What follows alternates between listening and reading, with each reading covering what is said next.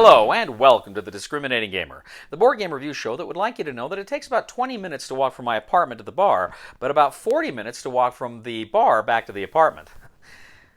The difference is staggering. Ladies and gentlemen, today we're going to go ahead and take a look at TrollFest from Trick or Treat Studios.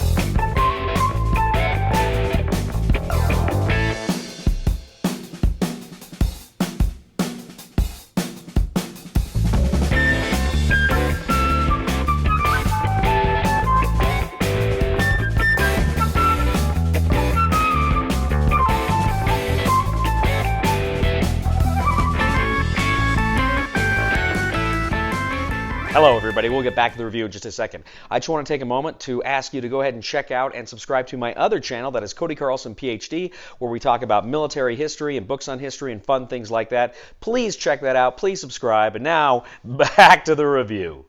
In TrollFest from Trick or Treat Studios, 3 to 6 players take on the roles of various rock bands as they attempt to tour some kooky fantasy realm and become the greatest rock band of them all. Now, at the beginning of the game, players are going to go ahead and start to draft a band. You have a bunch of starter cards. Every band is going to have a drummer, a bassist, a guitarist, and a singer. Now, you can only have one of each here at the beginning, but if you have a duo card, that will actually let you have more than one of a specific instrument or a vocalist. Now, players are also going to take a home token, they're going to take a tour bus token, and a bunch of token tickets in their color. Players are also going to place the groundhog on the board. Essentially, you draw one of the city cards, which tells you what city you're going to place the groundhog in, and that's going to be important for scoring later. Now, essentially, you're going to go ahead and place your home space in one of these cities. Now, each of these cities has a specific icon for a kind of creature. Now, every member of your band also belongs to a kind of creature. You can have things like vampires, like elves, like trolls, different kinds of creatures that are going to populate your band and the various cities that are associated with those creatures. Now, you're going to take the artist cards, you're going to lay a number of them out for everyone to see. You're also going to have the action deck nearby. Now, on your turn, what you do is you go ahead and you move your bus from one city to a neighboring city. Now, you may pass a dragon token along this path, meaning you can grab that dragon token, their various colors, and put it next to you. That's going to be important for scoring later on. But you go to the various cities, and when you're in those cities, you can go ahead and perform your concert, meaning you take one of your kind of concert ticket tokens, you place that in the city. Now, you can only have as many concert tokens in a city as there are the number of players minus 1, I believe. So in a 3-player game, you can only have 2 tickets per city, and again, that's because that's how you're going to score it. Essentially, when you go to that city, you play a concert, you will be able to score in that city. Depending on if the city's icon matches any members of your band, you can go ahead and score that. So if I have 2 trolls and I'm in a troll city, I can score 2 points. Now, if it's the very first token that's placed in there by any player, then you can score an additional 2 points.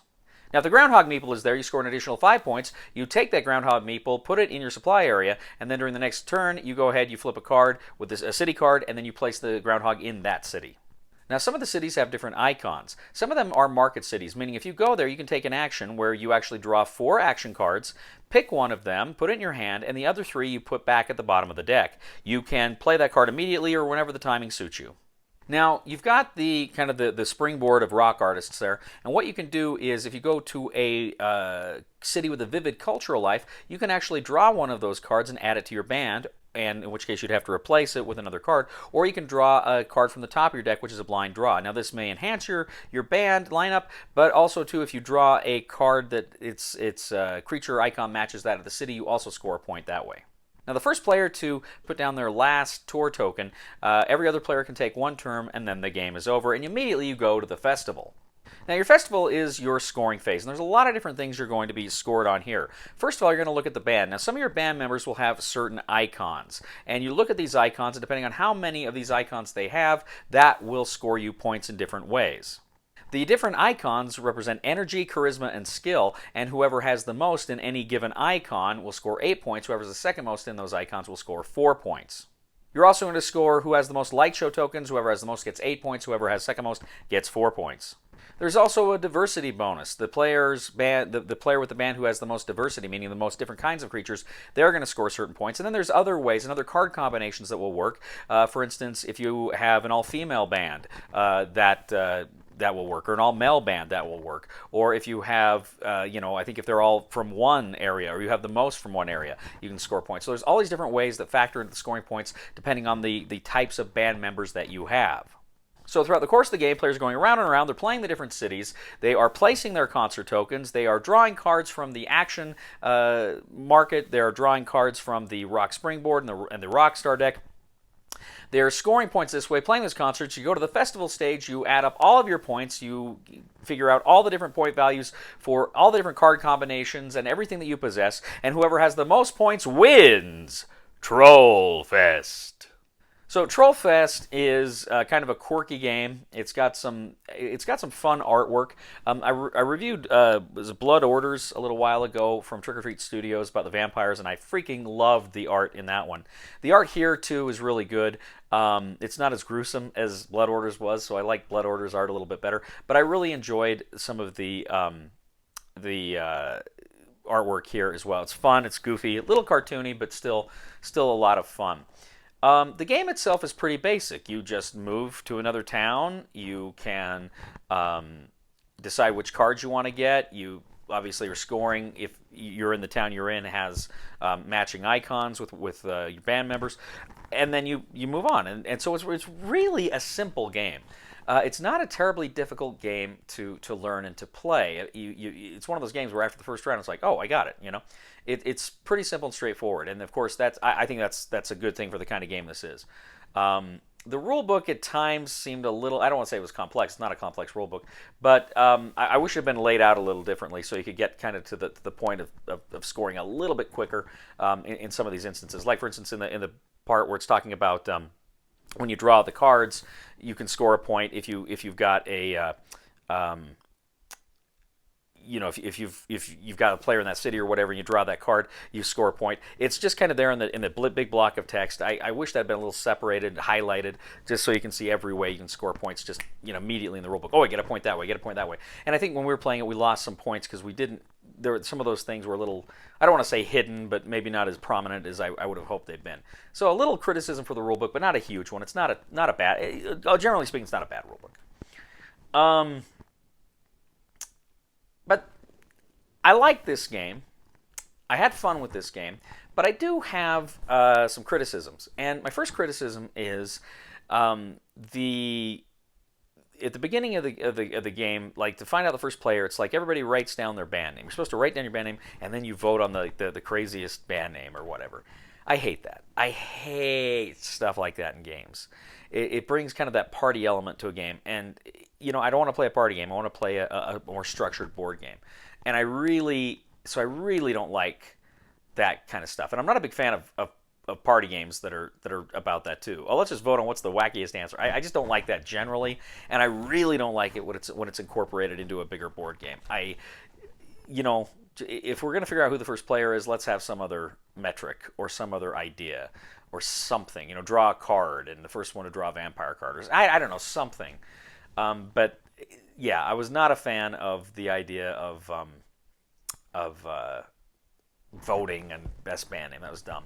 And then at the end, I think it was, if memory serves, I think it was for scoring. There's something like, if you're tied, whoever gives like the best rock and roll yell or something. It's like, come on. First of all, I'm not going to yell when I'm playing this game at 11 o'clock at night in somebody's apartment, right? But more than that, again, it's that kind of idea. It's so subjective. And, I'm not a fan of that sort of thing. There's a lot of good stuff here. There's a lot of good meat here, and it's kind of a victory point salad, but it's not like a heavy euro or anything.